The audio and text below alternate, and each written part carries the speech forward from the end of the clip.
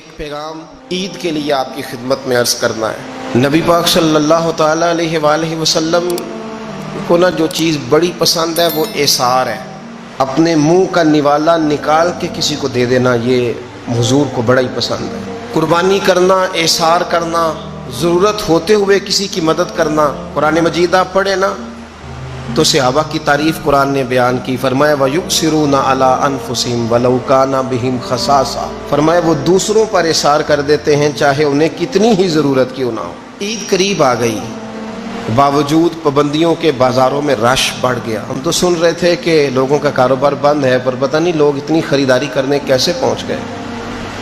لیکن کچھ لوگ ایسے بھی ہیں جن سے میں نے دبے لفظوں میں پوچھا کہ سوٹ سلوا لیا ہے، تو انہوں نے جب یہ کہا نا کہ دکانیں ہی نہیں صحیح طریقے سے کھلی، تو وہ ان کی جھکی جھکی آنکھیں بتاتی تھیں کہ دکان پہ جانے کے پیسے کوئی نہیں پاس۔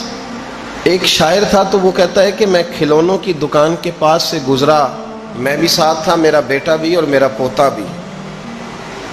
تو میرا پوتا ضد کرنے لگا کہ کھلونا لینا ہے، تو میرے بیٹے نے بڑا سمجھایا نہیں لینا نہیں لینا، پر بچے نے ضد نہیں چھوڑی۔ باپ نے مارا بھی ڈانٹا بھی، پر اس نے کہا نہیں میں نے کھلونا لینا ہے۔ تو جب میرا بیٹا نہیں مان رہا تھا تو میں نے پھر اس کو کہا، میں مثال دے رہا ہوں، پس منظر کچھ یوں بنا ہوگا۔ اس نے کہا کہ تم کھلونے کی دکانوں کے پاس سے کیوں گزرے؟ یہ بچے کی ضد ہے، یہ سمجھوتا نہیں کرتی۔ یہ بچوں کی ضد ہے، یہ سمجھوتا۔ اور وہ آج بھی دوپہر میں بچوں کو سلا دیتی ہے اس ڈر سے کہ گلی میں پھر کہیں کھلونے بیچنے والا نہ آ جائے۔ صرف میری گزارش اتنی ہے کہ 3 جوڑے بنوانے والا 1 بنوا لے، اور تھوڑا تھوڑا ایثار کا جذبہ، غریبوں کا عید پر خصوصی خیال۔ امیروں نے سارا مہینہ گوشت کھایا ہے اور بڑا دب کے کھایا ہے۔ جو نبی پاک کی امت سے پیار کرے نا، رسول پاک اس سے بڑا پیار کرتے ہیں۔ اس طرح کرنا، عید پہ گوشت کا آرڈر دینا، لیکن ایک دن اپنے گھر پکا لینا اور کوشش کرنا کہ دائیں بائیں جہاں گوشت نہیں نہ جاتا، تھوڑا تھوڑا وہاں بھی صرف چھوٹے چھوٹے خرچے اپنے کم کر کے، تو وہ پھر بھی جیب میں نہیں رکھنے، وہ تھوڑا سا ایثار اس عید پہ بڑا ضروری ہو گیا ہے۔ ہاں کچھ ہیں ایسے ہی گھر، آپ یقین کریں گاؤں میں پھر بھی کچھ لوگ ایسے ہیں جو خیال کر لیتے ہیں۔ شہروں میں چونکہ ہم ایک دوسرے کا حال بھی نہیں پوچھتے، آج بھی گاؤں میں کچھ کچے مکانوں والے اپنے ہمسائے کے گھر فاقہ نہیں ہونے دیتے۔ تھوڑی تھوڑی یہ اپیل ہے، میری خاص اپیل ہے، یاد رکھنا تھوڑا سا۔ میرا ایک دوست سے بڑا ہی پیار ہے، بڑا ہی، مجھے بڑی محبت ہے۔ میں ضروری تو نہیں ہر بندے کے منہ پہ کہا جائے۔ ان کی بیٹیاں کام کرتی ہیں، مجھے ایک صبح انہوں نے بتایا کہ بچیاں کام پہ جاتی ہے، تو میں فجر کے بعد سوتا ہوں۔ اس دن میں سو نہیں سکا، بڑا میں اذیت میں آ گیا۔ میں نے کہا کہ بیٹیاں تو میری بھی ہیں نا، تو اس لیے یہ تھوڑا سا مہربانی کریں، خدا را تھوڑا سا امت کا درد بھی محسوس کریں۔ بڑی بڑی سوسائٹیاں تو تھوڑی ہیں، زیادہ لوگ تو ابھی بھی کچے مکانوں میں ہیں، تو مہربانی کریں تھوڑا سا ان لوگوں کا اس عید پہ ضرور خیال کریں۔ آج 21 رمضان کو میرے ابا جی فوت ہوئے تھے، آج کے دن، آج ان کو 19 سال ہو گئے۔ اب 19 سال پہلے میں کہاں تھا آپ سوچ سکتے ہیں۔ تو میں نے بڑے ان کے جانے کے بعد راتیں بھی دیکھی ہیں، اور میں نے ان کے جانے کے بعد بڑے کٹھن معاملات بھی دیکھے ہیں۔ تو میں نے یہ ذائقہ چکھا ہے، مجھے پتہ ہے کہ یہ جو غریبی کا اور یتیمی کا رنگ ہوتا ہے، اس کی اصل شکل کیا ہے وہ میں نے اصل شکل دیکھی ہے۔ تو میں اس کے مد و جزر سے میں واقف ہوں، مجھے اس کا پتہ ہے۔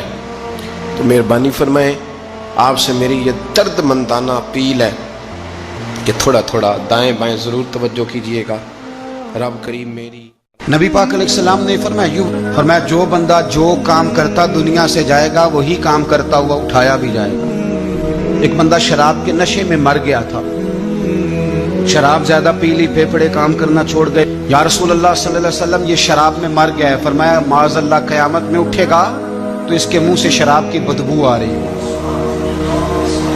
مسلم شریف کی حدیث ہے، بخاری میں موجود ہے، ایک صحابی تھے، وہ حضور کے ساتھ میدان عرفات میں پہنچنے میں لیٹ ہو گئے، اپنی اونٹنی دوڑاتے ہوئے تیزی سے میدان عرفات میں پہنچے اور زبان پہ جاری تھا لبیک اللہم لبیک لبیک لا شریک لک لبیک ان الحمد والنعمت لک والملک لا شریک لک لبیک۔ یہ لبیک کہتے کہتے جا رہے، اچانک اونٹنی سے گرے، گردن کے بل انتقال ہو گیا۔ نبی پاک علیہ السلام نے فرمایا کفن نہ تو احرام میں ہی لاؤ۔ حضور نے جنازہ پڑھایا، فرمایا اسے دفن کر دو، یہ قیامت کے دن جب قبر سے اٹھے گا تو لبیک لبیک کہتا ہوا ہی اٹھے گا۔ جو بندہ جو کام کرتا دنیا سے جائے گا، بس ذہن بنا لو، جو کرتا جائے گا۔ اس لیے ہمارے بزرگوں نے لکھا ہے کہ حضرت عمر نماز پڑھاتے ہوئے دنیا سے گئے تھے تو قبر سے نماز پڑھاتے نکلیں گے۔ حضرت بلال اذانیں پڑھتے گئے تو اذان پڑھتے ہوئے قبر سے نکلیں گے۔ حضرت عثمان غنی دنیا سے قرآن مجید کی تلاوت کر رہے تھے، جب شہید کیے گئے تو قبر سے نکلیں گے تو قرآن پڑھتے ہوئے نکلیں گے۔ اور فرمایا مدینے والے محبوب دنیا سے امت کو یاد کرتے ہوئے تشریف لے گئے تھے، جب مزار سے نکلیں گے تو امتی امتی کہتے ہوئے ہی نکلیں گے۔ ہر نظر کانپ اٹھے گی محشر کے دن، خوف سے ہر کلیجہ دہل جائے گا، پروڑ کر وہ کالی کملی آ جائیں گے، سارے محشر کا نقشہ بدل جائے گا۔ دیکھیں نا، ناراض نہ ہوئیے گا، تاجر تجارت کا ذکر گھنٹوں کرتا ہے تو تھکتا نہیں، سیاستدان سارا دن سیاست کی باتیں کرتے ہیں تو تھکتے نہیں، تو آپ قرآن پڑھتے ہوئے کیسے تھک جاتے ہیں؟ تسبیح نکالتے ہوئے کیسے تھک جاتے ہیں؟ درود شریف پڑھتے ہوئے؟ موت کے لیے تیاری کریں۔ آپ جو کام کرتے ہیں نا انشاءاللہ وہی کام کرتے ہوئے دنیا سے اعلیٰ حضرت فاضل بریلوی رحمت اللہ تعالیٰ علیہ فرمایا کرتے تھے، انشاءاللہ ساری زندگی حضور کے ترانے پڑھے ہیں، قیامت میں بھی ترانے پڑھتے ہی اٹھیں گے۔ میں اپنی حیاتی تو قربان تھی ماں، محمد محمد پکیندے گزر گئی، محمد محمد پکیندے گزر گئی، احد کولو احمد ملیندے گزر گئی۔ تو تیاری کریں، اسباب اس کے لیے بنائیں۔ آپ بخاری مسلم دیکھیے، حضرت سیدنا ابو بکر صدیق رضی اللہ تعالیٰ عنہ فرمانے لگے کہ جب ہم غار ثور میں تھے تو کافر جو تھے نا وہ بالکل غار کے قریب آ گئے۔ جن لوگوں نے غار ثور دیکھی ہوئی ہے وہ جانتے ہیں کہ اس جانب وہ سوراخ ہے غار ثور کا جہاں تک کافر آن پہنچے تھے۔ تو فرماتے ہیں کہ کافر بالکل قریب آ گئے، اب پوزیشن یہ بن گئی کہ ان کے پیر ہمیں نظر آنے لگے، بالکل سامنے کھڑے ہیں، وہ تلاش کرتے کرتے آ گئے۔ حضرت ابوبکر صدیق رضی اللہ تعالیٰ عنہ فرماتے ہیں میں نے بڑی پریشانی کے عالم میں عرض کی یا رسول اللہ صلی اللہ علیہ وسلم، اگر انہوں نے اپنے پیروں کی طرف دیکھا تو ہمیں پکڑ لیں گے، اگر انہوں نے اپنے پیر دیکھے تو وہ ہمیں چھوڑیں گے نہیں، پکڑ لیں گے۔ تو نبی پاک صلی اللہ تعالیٰ علیہ وسلم کا میں نے چہرہ دیکھا تو حضور کے چہرے پر پورا اطمینان تھا۔ میں نے بڑی پریشانی کے عالم میں عرض کی حضور وہ گرفتار کرنے والے پہنچ گئے، بالکل یعنی بالکل ہی پہنچ گئے حضور، یہ پیر آ گئے ان کے۔ یا رسول اللہ صلی اللہ علیہ وسلم اگر انہوں نے نیچے دیکھا تو ہمیں گرفتار کر لیں گے۔ قربان جاؤں مدینے والے محبوب کے توکل پر نبی کریم نے ایک جملہ کہا، حضور بڑے اطمینان سے فرمانے لگے ابو بکر ان دو بندوں کے بارے میں تیرا کیا خیال ہے جن کے ساتھ تیسرا ان کا رب ہوا کرتا ہے؟ جن کے ساتھ تیسرا ان کا رب ہو تو ان کے بارے میں تیرا کیا خیال ہے؟ ان اللہ معانا، فرمایا بے شک اللہ ہمارے ساتھ ہے۔